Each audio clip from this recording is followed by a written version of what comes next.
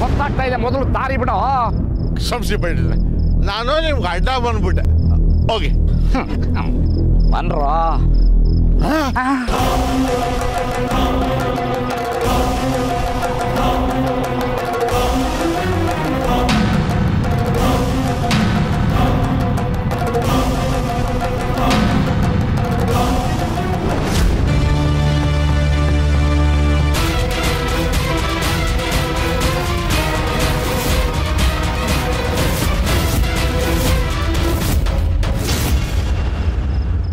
ಪಂಡಿತ್ರ, ಏನಯ್ಯ ನಿನ್ನ ಗೋಳು?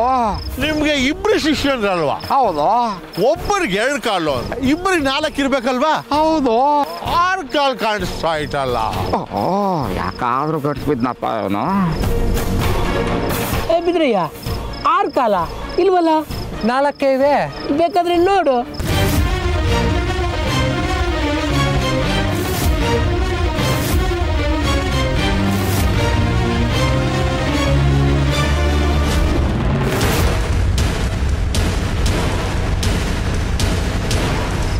ತಾನೇ ನೋಡ್ದೆ 6 ಕಾಲು ಕಾಣಿಸ್ತಾ ಇತ್ತು.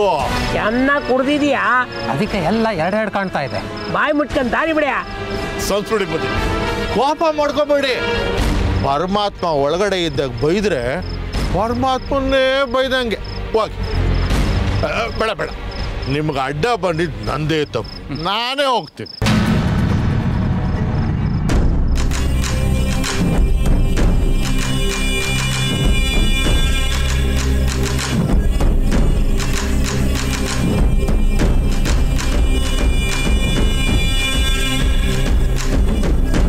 ಇದೇನ್ರೋ ಇದ್ದಕ್ಕಿದ್ದಾಗೆ 2 ಕಾಲು ಮಾಯ?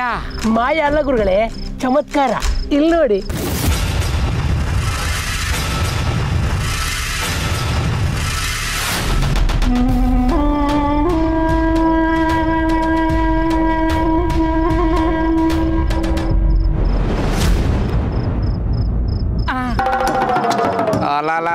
ಲೇ ಮಂಕುಜಿನ್ನಗಳ, ಎಷ್ಟು ದಿವಸ ನಿಮ್ಮ ತಲೆನಲ್ಲಿ ಲದ್ದಿ ತುಂಬಿದೆ ಅನ್ಕೊಂಡಿದ್ದೆ. ಸ್ವಲ್ಪ ಬುದ್ಧಿನೂ ಇದೆ. ಹಾಗಾದ್ರೆ ನಾವು ಪಂಡಿತರಾಗ್ಬೋದಾ ಗುರುಗಳೇ? ಓಹೋ, ಖಂಡಿತ ಆಗ್ಬಹುದು. ಯಾವಾಗ ಗುರುಗಳೇ? ನಾನು ಸತ್ತ ಮೇಲೆ. ಅದ್ಯಾವಾಗ ಗುರುಗಳೇ? ಪಂಡಿತ್ರ, ಕುಡ್ದಾಗ ಎಲ್ಲ 2 ಕಾಣುತ್ತೆ ನಿಜ. ಹಂಗಾದ್ರೆ 4 ಇದ್ದಿದ್ದು 8 ಆಗ್ಬೇಕು. 6 ಹೆಂಗಾಯ್ತು? ಲೆಕ್ಕಾಚಾರ ಹೇಳಿ. ಲೇ ಅಯೋಗ್ಯ, ಪ್ರಶ್ನೆ ಕೇಳೋದು ಸುಲಭ, ಉತ್ತರ ಹೇಳೋದು ಎಷ್ಟು ಕಷ್ಟ ಅಂತ ಗೊತ್ತೇನೋ ನಿನಗೆ? ಲೇ ಹೆಂಡ ಕುಡ್ದಿರೋ ಎಂಟೆ ಗೊತ್ತಾ? ನನ್ನ ಹತ್ರನೇ ಲೆಕ್ಕಾಚಾರ ಮಾತಾಡ್ತೀಯೇನೋ? ನಿನ್ನ ಮಗಳಿಗೆ ಹುಷಾರಿಲ್ಲ, ಔಷಧಿ ಕೊಡಿ, ಆಮೇಲೆ ದುಡ್ಡು ಕೊಡ್ತೀನಿ ಎಂದೆ. ಎಲ್ಲಿ ಆ ದುಡ್ಡು? ನಿನ್ನ ಹೆಂಡತಿಗೆ ಹೊಟ್ಟೆ ನೋವು, ಔಷಧಿ ಕೊಡಿ ಆಮೇಲೆ ದುಡ್ಡು ತಂದು ಕೊಡ್ತೀನಿ ಎಂದೆ. ಎಲ್ಲಿ ಆ ದುಡ್ಡು? ಕುಡ್ದು ಕುಡ್ದು ನಿನ್ನ ಹೊಟ್ಟೆ ಕರಳೆಲ್ಲ ಸುಟ್ಟೋಗಿದೆ, ಔಷಧಿ ಕೊಡಿ ಆಮೇಲೆ ದುಡ್ಡು ತಂದು ಕೊಡ್ತೀನಿ ಎಂದೆ. ಎಲ್ಲಿ ಆ ದುಡ್ಡು? ಮೊದಲು ಆ ಲೆಕ್ಕ ಎಲ್ಲ ಚುಕ್ತ ಮಾಡು, ಆಮೇಲೆ ನಿನ್ನ ಪ್ರಶ್ನೆಗೆ ನಾನು ಉತ್ತರ ಕೊಡ್ತೀನಿ. ನನಗೆ ಸಂಸ್ಕೃತಿ ಪಂಡಿದ್ರೆ ನಿಮ್ ಲೆಕ್ಕಾಚಾರ ಸರಿಯಾಗೇ ಐತೆ. 2, 4, 8 ಅಲ್ಲ 6 ಅಂತ ನಂಗೆ ಇವತ್ತು ಜ್ಞಾನೋದಯ ಆಯ್ತು. ನಾನು ಬಿಟ್ಬಿಡಿ. 2, 4, 6, 2, 4, 6. ಇವಾಗ ಗೊತ್ತಾಯ್ತೇನ್ರೋ ಪಂಡಿತ ಯಾರು, ಶಿಷ್ಯರು ಯಾರು ಅಂತ? ಬನ್ನಿ ಬನ್ನಿ.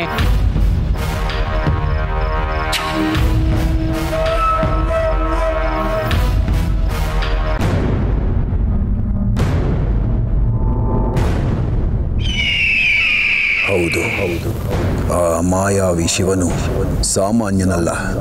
ನಮ್ಮನ್ನೇ ವಂಚಿಸಿ ಕೈಗೆ ಸಿಗದೆ ಮಾಯವಾದ, ಮಡದಿಯಲ್ಲಿ ಮನಸ್ತಾಪ ತಂದಿಟ್ಟ, ಅರಮನೆಯ ನೆಮ್ಮದಿಯನ್ನೇ ಆಪೋಷಣ ತೆಗೆದುಕೊಂಡ ನಮ್ಮ ಮಾತೆಯ ಮನಸ್ಸಿನಲ್ಲಿ ಹೊಕ್ಕು ನಮ್ಮ ಸಾವಿಗೆ ಸಂಚು ರೂಪಿಸುವ ಮುಂಚೆ ನಾವು ಜಾಗೃತರಾಗಬೇಕು.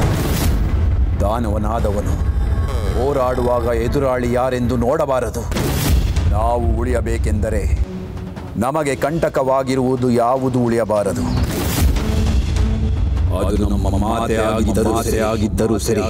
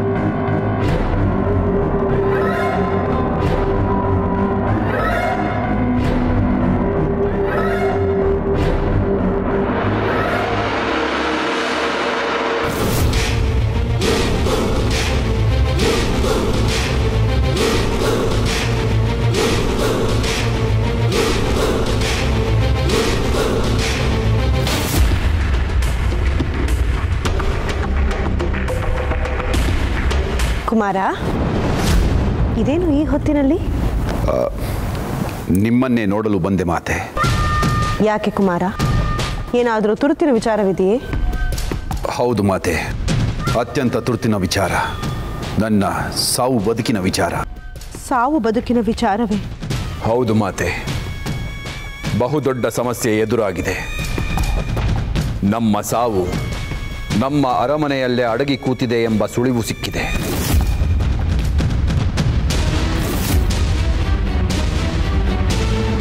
ಸುಳಿವು ಸಿಕ್ಕಿದೆಯೇ? ಮತ್ತೇಕೆ ಕಾಲಹರಣ ಕುಮಾರ? ತಕ್ಷಣ ಆ ಸಮಸ್ಯೆಯನ್ನು ನಿವಾರಿಸಿ ನಿರಾಳವಾಗಿ ಬಿಡು. ನಿರಾಳವಾಗಲು ಸಮಸ್ಯೆ ಅಷ್ಟು ಸರಳವಾಗಿಲ್ಲ ಮಾತೆ. ನಿನಗೆ ನಿವಾರಿಸಲಾಗದಂತಹ ಸಮಸ್ಯೆ ಯಾವುದಿದೆ ಕುಮಾರ?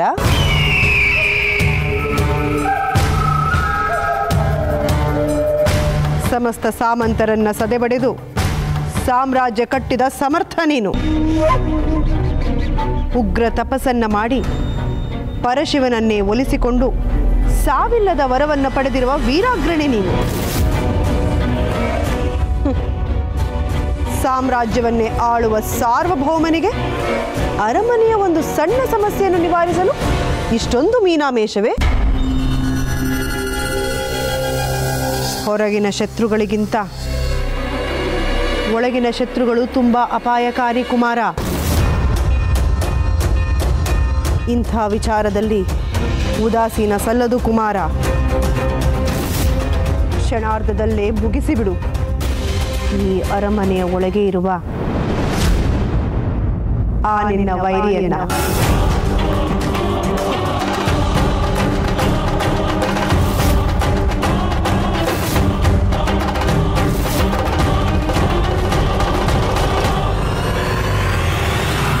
ನಿಜ ಮಾತೆ,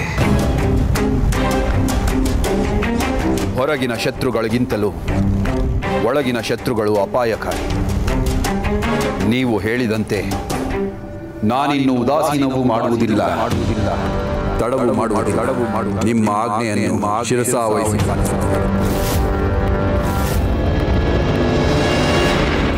ನನ್ನನ್ನು ಕ್ಷಮಿಸಿ.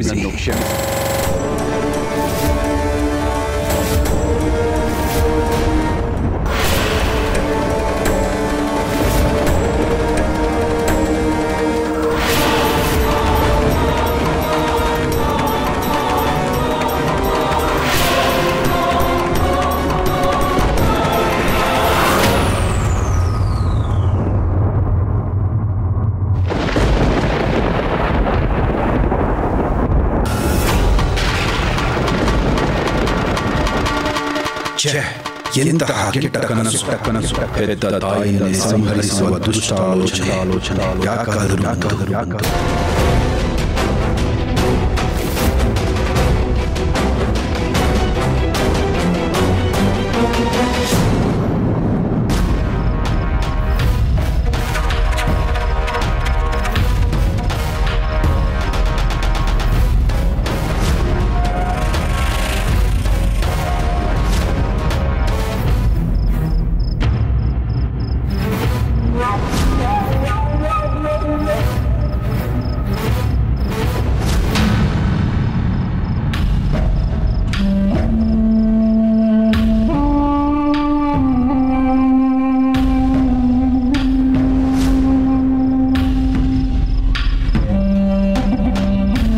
ಮುಸ್ಕು ವರ್ಷದಿಂದ ನಮಗೆ ಕಾಟ ಕೊಟ್ಟ.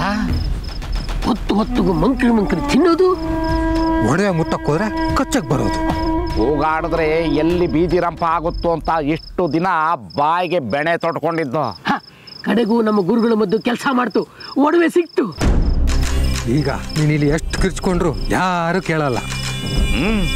ತಳ್ರೋ ಅವನ್ನ.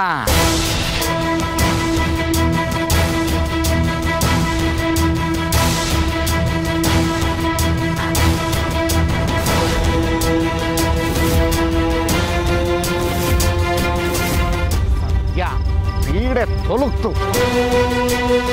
ಇನ್ನು ಇವನ ಹೆಣ ನಾಯಿ ನರಿಗಳ ಪಾಲು. ನಡ್ರಿ.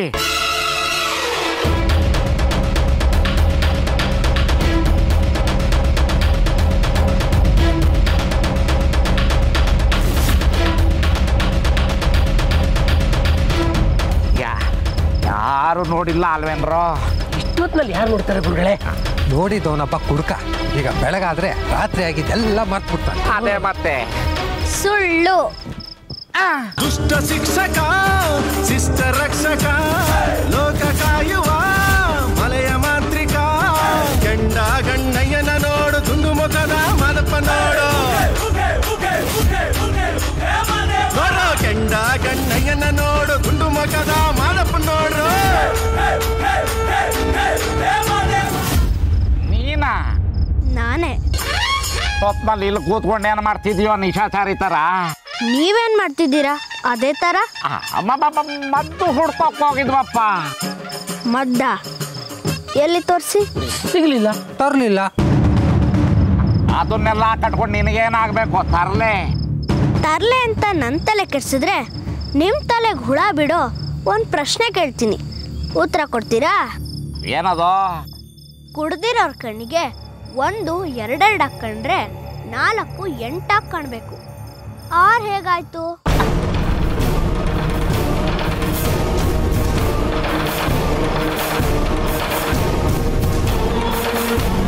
ಗೊತ್ತಿಲ್ಲ ಅಂದ್ರೆ ಬಿಟ್ಬಿಡಿ, ಹೋಗ್ತಾ ಹೋಗ್ತಾ ನಾನೇ ಗೊತ್ತು ಮಾಡಿಸ್ತೀನಿ. ನಾನು ನೋಡಿದೆ ಮಾರಿ ಹಬ್ಬವು ಇನ್ನು ಮುಂದಿದೆ.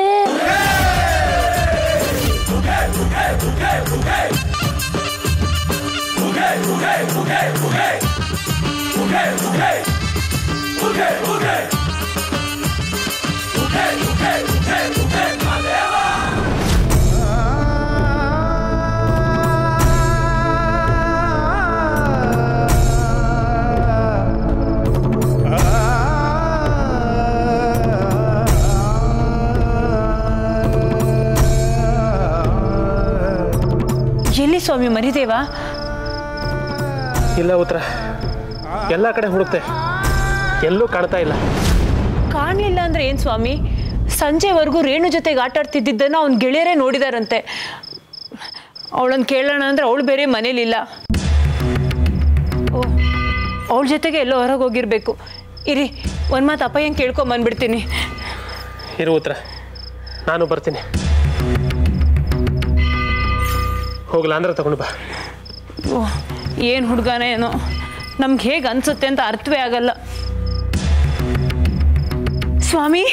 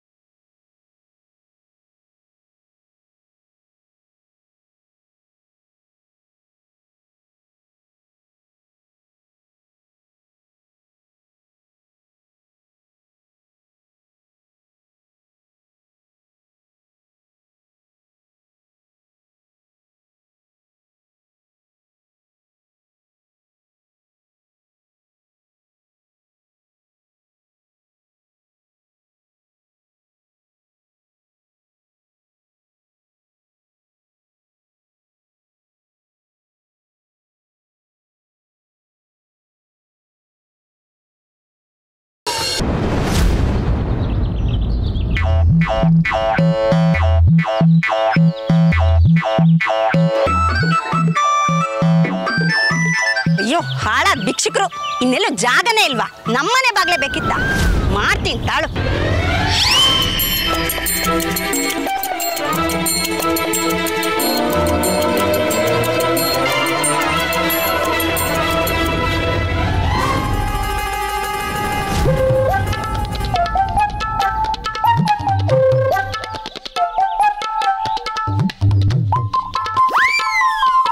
ಅಯ್ಯೋ, ಏನೇ ನೀನೇನೇನಿಲ್ಲ? ಏನಕ್ಕ ನೀನು ಸ್ವಲ್ಪ ನೋಡ್ಕೊಳ್ಳೋದಲ್ವಾ? ಅಯ್ಯೋ ಯಾರೋ ಭಿಕ್ಷುಕರು ಅಂತ ಸಗಣಿ ನೀರು ಹಾಕ್ಬಿಟ್ಟೆ ಕಣೆ, ಕ್ಷಮಿಸ್ಬಿಡೆ. ಅದ್ ಸರಿ, ನೀನ್ ಯಾಕೆ ನಮ್ಮನೆ ಮುಂದೆ ಅದು ಬೀದಿಲ್ ಮಲ್ಕೊಂಡಿದ್ಯಾ? ರಾತ್ರಿ ಊಟ ಮಾಡಿ ನನ್ನ ಕೋಣೆಯಲ್ಲಿ ಮಂಚದ ಮೇಲೆ ದೀಮ್ರ ಅಂತ ಮಲ್ಕೊಂಡಿದ್ದೆ ಕಣಕ್ಕ. ಇಲ್ಲೆಂಗ್ ಬಂದ್ ಮಲ್ಕೊಂಡಿದ್ನಿ ಅಂತ ನಂಗೆ ಅರ್ಥನೇ ಆಗ್ತಾ ಇಲ್ಲ ಕಣಕ್ಕ. ಮಂಚದ ಮೇಲೆ ಮಲಗಿದ್ದವಳು ಇಲ್ಲೆಂಗೆ ಬರೋಕ್ ಸಾಧ್ಯ? ನಿನ್ ಗಂಡ ಮಗಳು ಸೇರ್ಕೊಂಡು ಎತ್ತಾಕೊಂಡ್ ಬಂದು ಇಲ್ಲಿ ಮಲಗ್ಸಿದ್ರ ಹೇಗೆ? ನಮ್ಮ ಯಜಮಾನ್ರು ಮನೇಲಿ ಇಲ್ಲ ಕಣಕ್ಕ. ನಿನ್ನೆ ಮಧ್ಯಾಹ್ನನೇ ಏನೋ ಕೆಲಸ ಇದಂತೆ ಊರಿಗೆ ಹೋಗಿದ್ದಾರೆ ಕಣಕ್ಕ. ನಿಮ್ ಯಜಮಾನ್ರು ಇಲ್ದ್ರೆ ಹೋದ್ರೇನಂತೆ? ನಿನ್ ಮಗಳೇ ಈ ಕೆಲಸ ಮಾಡಿರ್ಬೇಕು. ಅವಳಂಗ್ ಮಾಡಿರಕ್ ಸಾಧ್ಯನೇ ಇಲ್ಲ ಕಣಕ್ಕ. ಅವಳಿಗೂ ನನ್ಗೂ ರಾತ್ರಿ ದೊಡ್ಡ ಜಗಳ ಕಣಕ್ಕ. ಚೆನ್ನಾಗಿ ಹೊಡೆದು ಬಡ್ದು ಜುಟ್ಟು ಹಿಡ್ಕೊಂಡು ಮನೆಯಿಂದ ಆಚೆ ಹಾಕಿದೀನಿ. ಬಾಗ್ಲು ಹಾಕೊಂಡು ನಾನು ನನ್ ಮಗ ಇಬ್ರೇ ಮಲಗಿದೀವಿ. ಹೌದಾ? ಬಾಗ್ಲು ಹಾಕೊಂಡ್ ಮಲಗಿದ್ಮೇಲೆ ಇಲ್ಲೆಂಗೆ ಬಂದೆ? ಅದೇ ನಂಗೆ ಗೊತ್ತಾಗ್ತಿಲ್ಲ ಕಣಕ್ಕ. ಓ, ನಿನಗ್ ನಿದ್ದೆಲ್ ನಡೆಯೋ ಕಾಯಿಲೆ ಏನಾರು ಇದೆಯೇನೆ? ಅಯ್ಯಯ್ಯೋ, ಅದ್ಯಾವ್ದಕ್ಕ ಹೊಸ ಕಾಯಿಲೆ? ಹೊಸದೇನಿಲ್ಲ, ಹಳೇದೆ. ರಾತ್ರಿ ಹೊತ್ತು ನಿದ್ದೆ ಮಾಡುವಾಗ ಇದ್ದಕ್ಕಿದ್ದಂಗೆ ಎದ್ದು ಎಲ್ಲೆಲ್ಲೋ ಹೋಗ್ಬಿಡ್ತಾರಂತೆ. ಪಾಪ, ಆ ಥರ ಎದ್ದೋಗೋದು ಅವ್ರಿಗೆ ಗೊತ್ತಾಗಲ್ವಂತೆ. ಅಯ್ಯೋ, ಇದೇ ಮೊದ್ಲು ಕಣಕ್ಕ. ನನ್ಗೆ ಹಿಂಗೆ ಯಾವತ್ತೂ ಆಗಿರ್ಲಿಲ್ಲ ಕಣಕ್ಕ. ಸರಿ, ನಿನ್ ಮಗನ್ನ ಕೇಳೋಣ ನಡಿ, ಏನಾಯ್ತು ಅಂತ.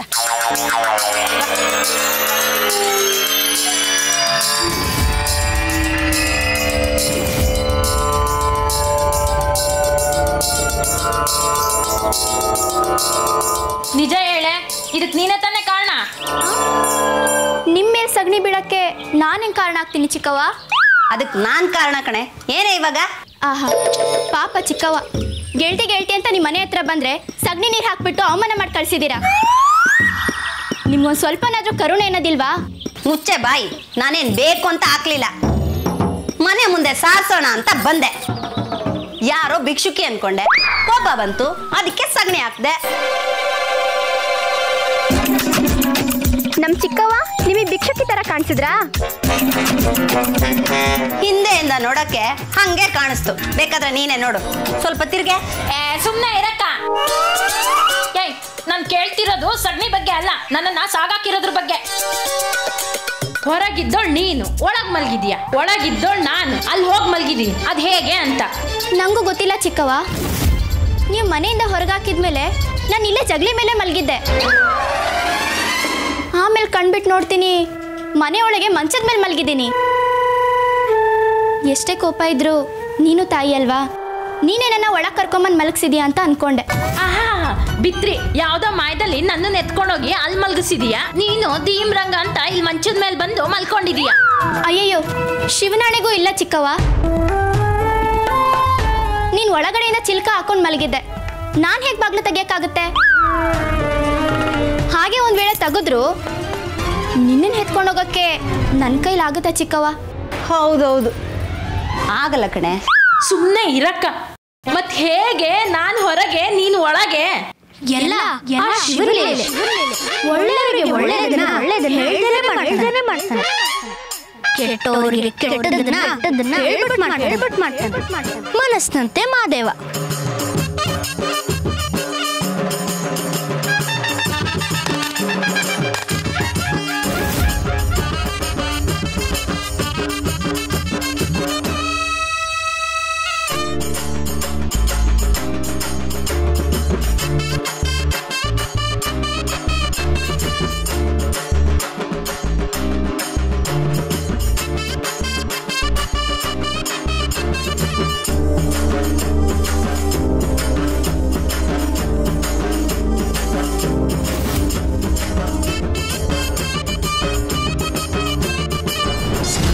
ಸೊಪ್ಪಿಗೆ ರಾಗೆಯ ಮುದ್ದೆಗೆ ಒಲಿದನಪ್ಪ ಮಾದಪ್ಪ. ಸೋಗೆ ರೆಪ್ಪೆಯ ದುಂಡಮ್ಮನ್ನ ಪಾರು ಮಾಡಿದ ಮಾದಪ್ಪ. ಸೀಗೆಯ ಸೊಪ್ಪಿಗೆ ರಾಗೆಯ ಮುದ್ದೆಗೆ ಒಲಿದನಪ್ಪ ಮಾದಪ್ಪ. ನಮ್ಮಪ್ಪ ನಡುಮನೆಯಪ್ಪ. ಯಜಮಾನ, ಏನಮ್ಮಿ ಅದು ಏನದು ಹೇಳಮ್ಮಿ. ಅದು ನಂಗೆ ನಾಚಿಕೆ ಆಯ್ತದೆ. ನಾಚಿಕೆ ಆಗುವಂತ ಕೆಲಸ ಏನ್ ಮಾಡಿದೆ ನೀನು? ಹೇಳಮ್ಮಿ. ನಾನು ನಾನು ನೀನೇ ಹೇಳಮ್ಮೆ. ನಾನು ಬಿಮ್ಮನ್ಸಿ ಆಗ್ಯವನೇ. ಕಲ್ಲಂಗಿದ್ದ ಕಷ್ಟನೆಲ್ಲ ಮುಳ್ಳು ಚುಚ್ಚೋ ಹಾದಿಲೆಲ್ಲ, ಕಲ್ಲಂಗಿದ್ದ ಕಷ್ಟನೆಲ್ಲ ಹುಲ್ಲಂಗೆ ಮಾಡೋನ್ಗೆ, ಮುಳ್ಳು ಚುಚ್ಚೋ ಹಾದಿಲೆಲ್ಲ ಮಲ್ಲೆ ಕುಚ್ಚು ಚೆಲ್ಲೋನ್ಗೆ. 77 ಮಲೆಯ ಒಡೆಯ ಅಪ್ಪ ಮಾದೇವಿಗೆ, ಉತ್ತರಾಜಮ್ಮನ ಮುದ್ದು ಕಂದ ಮಲೆಯ ಮರಿದೇವಿಗೆ.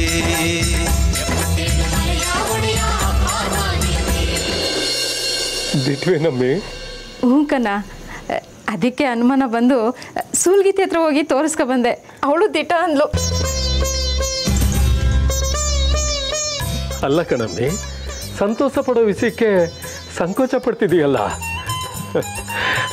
ನಮ್ಮಪ್ಪ ನೋಡ್ದಂಗೆ ನಡ್ಕೊಂಬಿಟ್ಟ. ನಡು ಮರಿಯಪ್ಪನಾಗಿ ನೆಲೆಸ್ತೀನಿ ಎಂದ. ಹೊಲ್ದಾಗೆ ಲಿಂಗದ ರೂಪದಲ್ಲಿ ದರ್ಶನ ಕೊಟ್ಟ, ನಿಧಿ ಕೊಟ್ಟ. ಈಗ ನಿನ್ನ ಮಡ್ಲಾಗೆ ಮಗನೂ ತುಂಬಿಟ್ಟ. ಇನ್ನೇನಿದ್ರು ಆ ನಮ್ಮಪ್ಪನ ಪ್ರತಿಷ್ಠಾಪನೆ ಕಾರ್ಯ ಮಾತ್ರ ಉಳಿದಿರೋದು.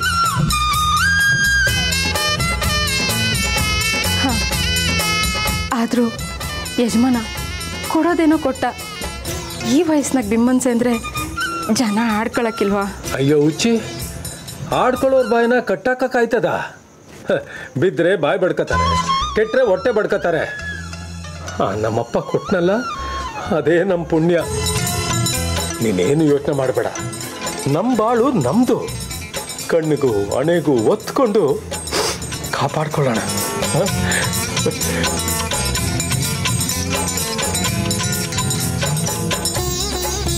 ಅಪ್ಪ ನಡುಮನೆ ಅಪ್ಪ, ನಾವು ಸತ್ತ ಮ್ಯಾಗೆ ನಿನಗೆ ಧೂಪ ಹಾಕೋದು ಯಾರು ಅಂತ ಯೋಚನೆ ಆಗ್ಬಿಟ್ಟಿತ್ತು ನಮಗೆ. ಕಡೆಗೂ ನಮ್ಮ ಮಕ್ಕಳನ್ನ ಹೆಚ್ಚು ಮಕ್ಕಳು ಮಾಡ್ತೀಯಲ್ಲಪ್ಪ. ಎಲ್ಲ ನಿಂದಯೇ, ಎಲ್ಲ ನಿಂದಯೇ.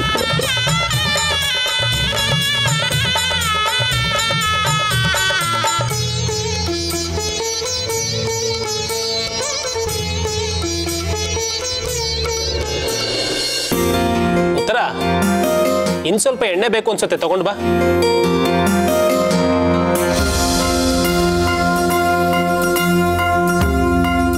ಉತ್ತರ, ಉತ್ತರ,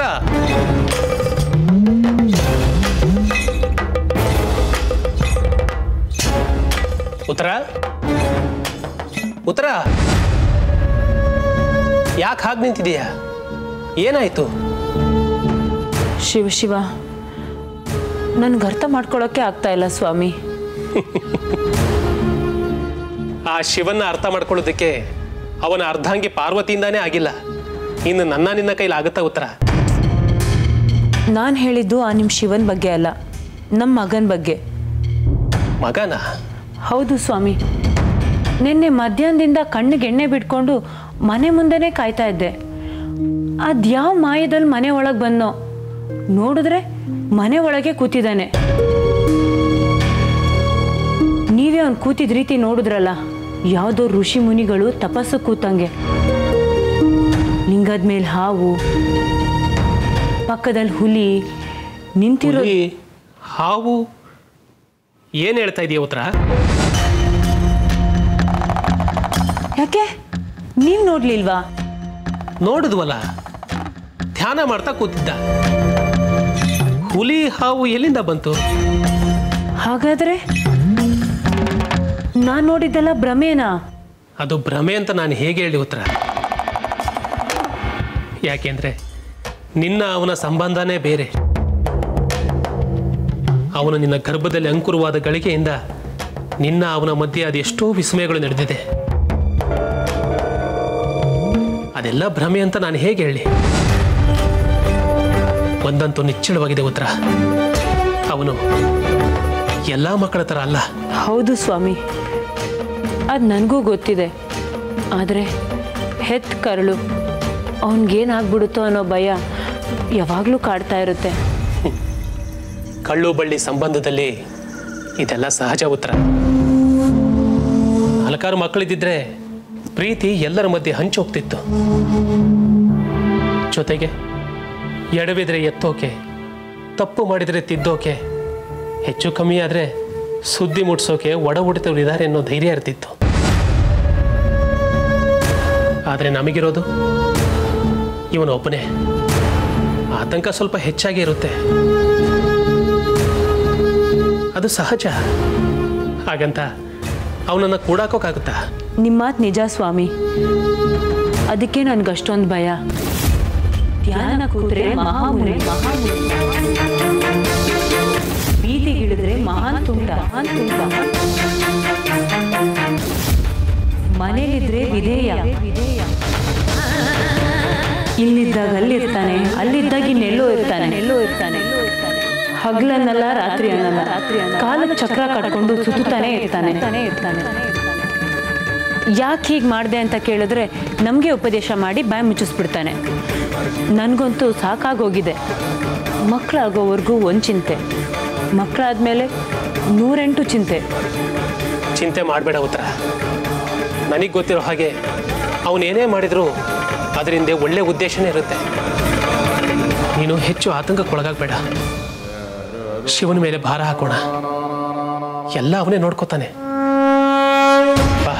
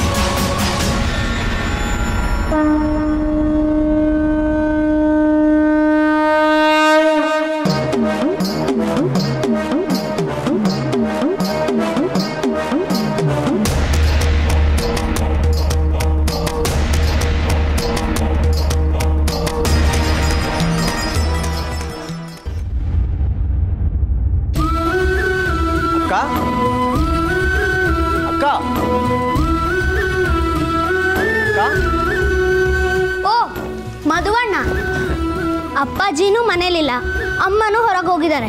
ನೀವು ಬಂದರೆ ಹೂವಿನ ಬುಟ್ಟಿ ಕೊಡು ಅಂದರು, ತಗೊಳ್ಳಿ. ಮನೇಲಿ ನಿನ್ನ ಬಿಟ್ಟರೆ ಬೇರೆ ಯಾರು ಇಲ್ವಾ ಮರಿದೇವ? ಓ, ಇನ್ಯಾರಿರ್ಬೇಕಾಗಿತ್ತು? ಅಂದರೆ ನಿಮ್ಮ ಆಪ್ತರು ಬರ್ತಾ ಇರ್ತಾರೆ ಹೋಗ್ತಾ ಇರ್ತಾರೆ ಅಲ್ವಾ, ಅದಕ್ಕೆ ಕೇಳಿದೆ. ನಿಮ್ಮ ಕಣ್ಗಳು ಯಾರನ್ನೋ ಪ್ರತ್ಯೇಕವಾಗಿ ಹುಡುಕ್ತಾ ಇರೋ ಹಾಗಿದೆ. ಚೇಚೆ, ಹಾಗೇನಿಲ್ಲಪ್ಪ, ಹಾಗೇನಿಲ್ಲ. ಮಧುವಣ್ಣ, ಮನುಷ್ಯನ ಮುಖ ಮನಸ್ಸಿನ ಕನ್ನಡಿ ಇದ್ದ ಹಾಗೆ. ನಾಲ್ಗೆ ಸುಳ್ಳು ಹೇಳಿದ್ರು ಮುಖ ಸುಳ್ಳು ಹೇಳಲ್ಲ. ನೀವು ಯಾರನ್ನ ಹುಡುಕ್ತಾ ಇದ್ದೀರೋ ಅವ್ರ ಚಿಂತೆನ ಬಿಟ್ಬಿಡಿ. ಅವ್ರು ಖಂಡಿತ ನಿಮ್ಮನ್ನ ಭೇಟಿ ಆಗೇ ಆಗ್ತಾರೆ. ಹೌದಾ? ಯಾವಾಗ? ಎಲ್ಲಿ? ಹಾ, ನೋಡಿದ್ರಾ ಸತ್ಯ ಹೇಗೆ ಹೊರಗೆ ಬಂತು ಅಂತ? ಇಷ್ಟೊತ್ತು ನಾನು ಯಾರನ್ನು ಹುಡುಕ್ತಾ ಇಲ್ಲಪ್ಪ ಅಂತ ಹೇಳ್ತಾ ಇದ್ರಿ, ಆದರೆ ಈಗ ಅವ್ರು ನಿಮ್ಮನ್ನ ಭೇಟಿ ಆಗ್ತಾರೆ ಅಂದ ತಕ್ಷಣ ಎಷ್ಟು ಕಾತ್ರ ನೋಡಿ ನಿಮಗೆ. ನೀನು ಬಲೆ ಪ್ರಚಂಡನಪ್ಪ. ಕಲ್ಲನ್ನು ಬೇಕಾದರೂ ಮಾತಾಡಿಸಿ ಸತ್ಯ ಹೇಳಿಸ್ಬಿಡ್ತೀಯ. ನೀನು ಸಾವಾಸ ಸಾಕು, ನಾನಿನ್ನು ಹೊರಡ್ತೀನಿ, ಬಿಟ್ಬಿಡು. ನಿಧಾನ ಅಣ್ಣಯ್ಯ, ಯಾರಾದರೂ ಮತ್ತೆ ಬಂದು ಡಿಕ್ಕಿ ಹೊಡಿಬೋದು.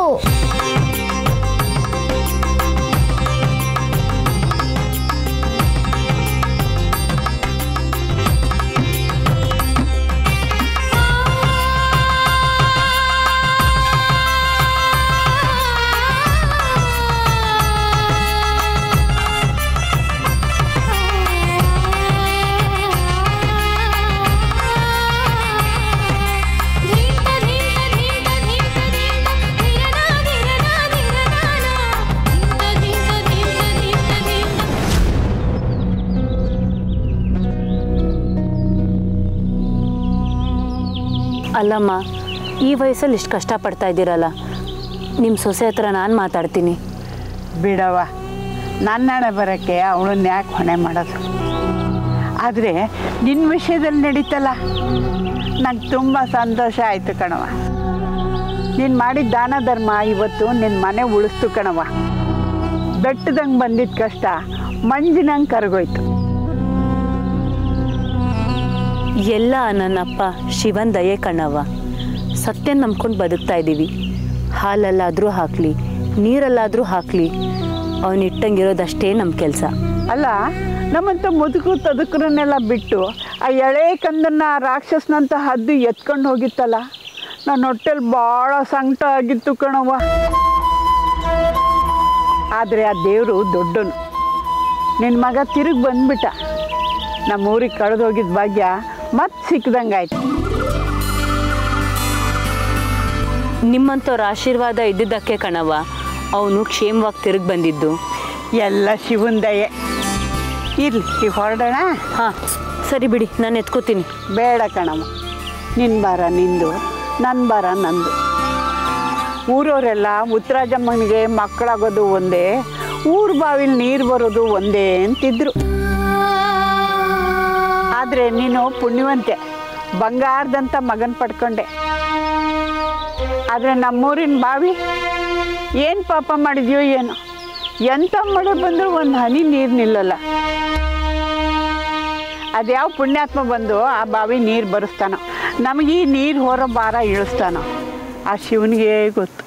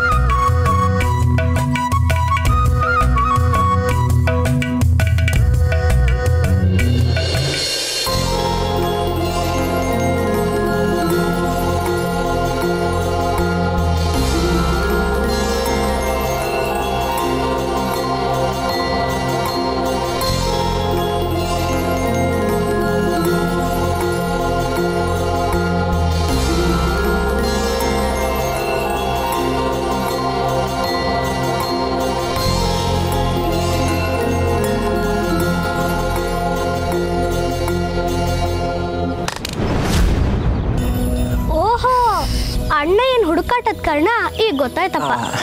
ಏನಿಲ್ಲ ಮರಿದೇವ, ಬರುವಾಗ ಸ್ವಲ್ಪ ಎಡವಿ. ಹೌದೌದು, ನೀವಿಬ್ರು ಸ್ವಲ್ಪ ಸ್ವಲ್ಪ ಎಡವಿದ್ದೀರಾ ಅಂತ ನಿಮ್ಮ ಮುಖ ನೋಡಿದ್ರೇನೆ ಗೊತ್ತಾಗತ್ತೆ. ಓ ಅಮ್ಮ, ಬಂದ್ಯಾ? ಎಲ್ಲಿ ಎಲ್ಲಿ? ಸುಮ್ಮನೆ ಸುಳ್ಳು ಹೇಳ್ದೆ. ಭಲೆ ಚಲ್ಲಾಟ್ಗಾರನಪ್ಪ ನೀನು. ನನ್ನನ್ನೇ ಹೆದರಿಸ್ತೀಯಾ? ಇವತ್ತು ನಾನು ನಿನ್ನ ಬಿಡಲ್ಲ. ಹಾ, ನನ್ನನ್ನು ಹಿಡಿ ನೋಡೋಣ. ಇಷ್ಟು ನಿನ್ನ ನನ್ನ ಕೈಗೆ ಸಿಗದೆ ಆಟ ಆಡಿಸ್ತಿದ್ಯಾ? ಇವತ್ತು ನಾನು ನಿನ್ನನ್ನು ಬಿಡಲ್ಲ.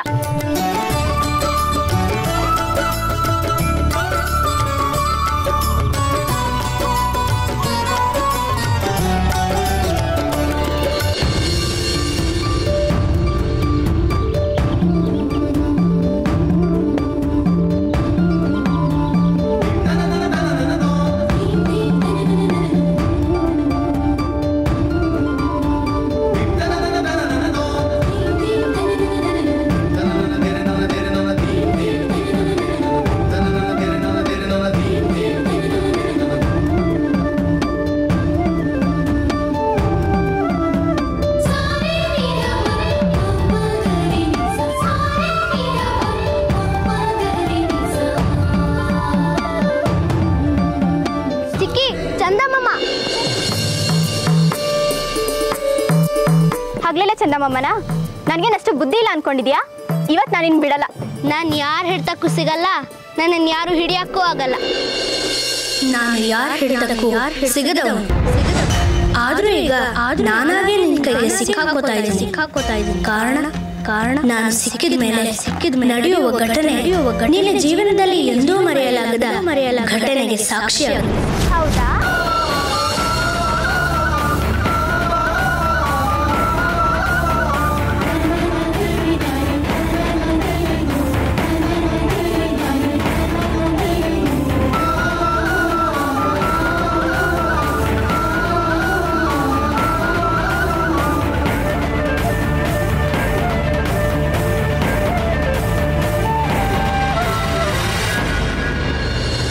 ಹಬ್ಬ ಅಂತೂ ಸಿಕ್ತಿದ್ಯಲ್ಲ.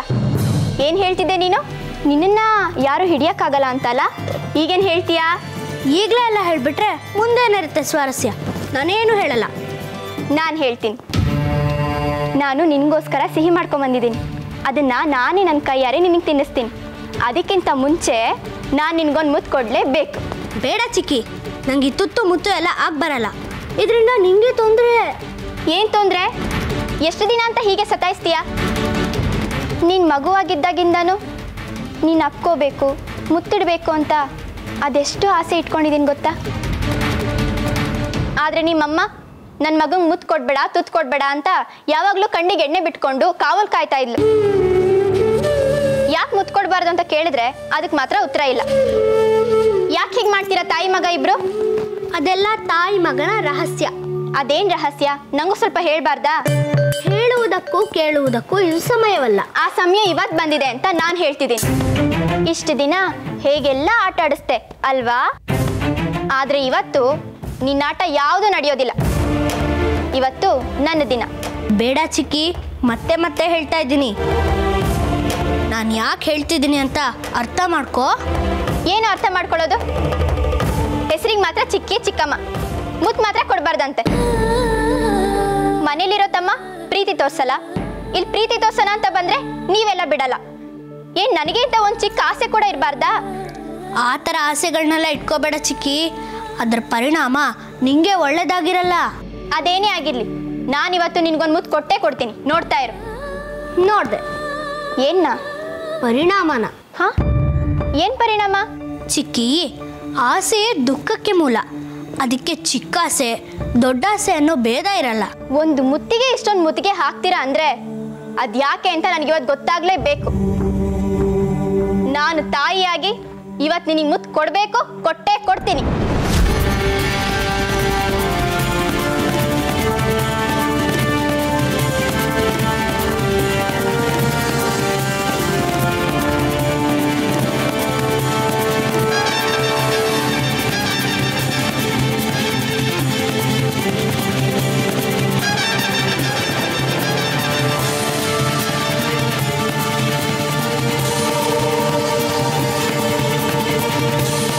ರೇಣುಕಾ,